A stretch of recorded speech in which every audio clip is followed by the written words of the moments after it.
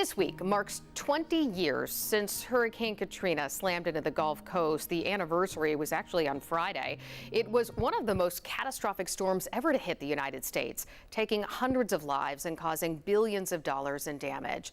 The eye of the storm hit the area of Bay St. Louis, Mississippi, a town East Tennessee adopted in the days following Katrina. And the two towns still share a bond today.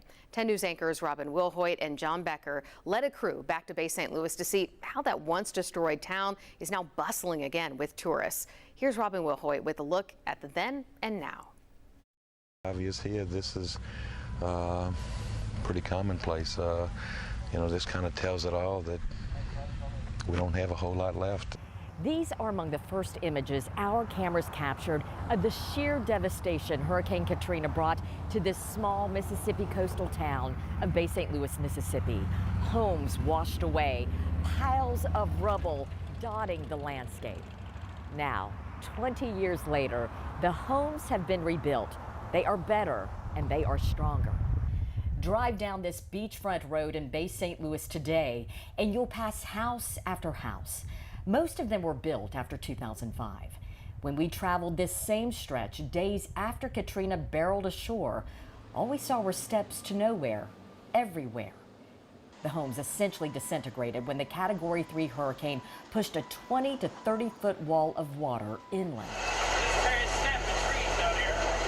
That same surge of water submerged the Davis family store on August 29, 2005. When the floodwaters finally receded, that one-stop shop tucked away in the middle of a neighborhood served as a lifeline for that community cut off from food, water, and power.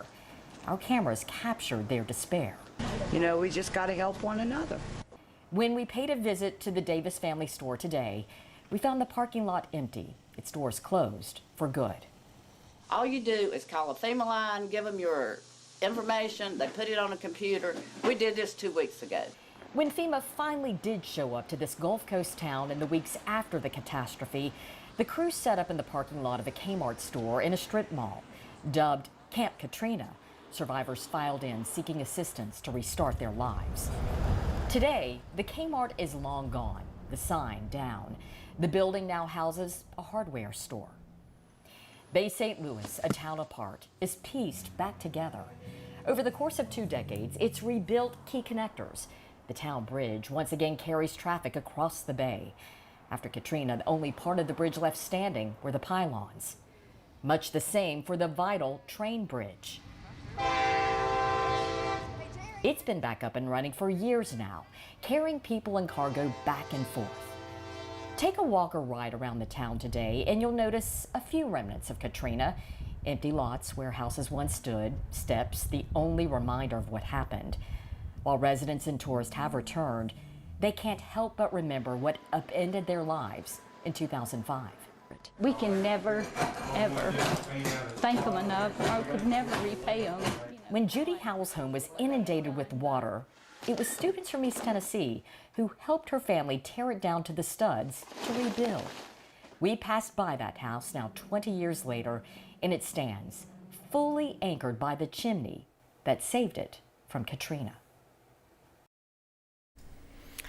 John Becker joining me now to talk more about this trip. You all spent a week there. It was you, it was Robin, it was producer Leanne Bowman, photojournalist Jerry Owens, and you got to see so much in that past 20 years. It is extraordinary, the comeback. Brittany, as you know, this is a small town of about 10,000 people before the storm. It dropped half in population after the storm, 5,000. It's now back up to 10,000. I want to show you some before and after pictures that give you a sense of it. And if you can just take us full real quickly, that would be great, because you can see this is the Hancock County Bank then. This is the Hancock County Bank now. And this was one of the only buildings in town to survive the storm. This is now a hotel, and you can see the change in that photograph as well. We're going to go to another one, Brittany, that kind of gives a little bit better picture as well. There was one longtime Baytown Inn right here that you can see was wiped out in the storm.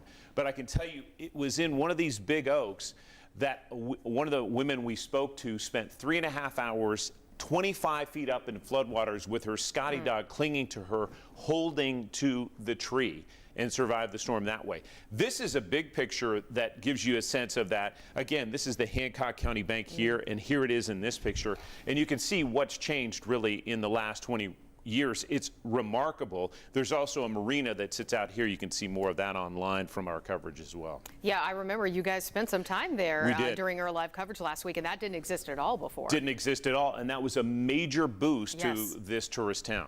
Well, of course, as John mentioned, you can see much more of this coverage streaming right now on WBIR Plus, which you can download on your TV and watch for free. Thanks so much, John. Thanks, Brittany.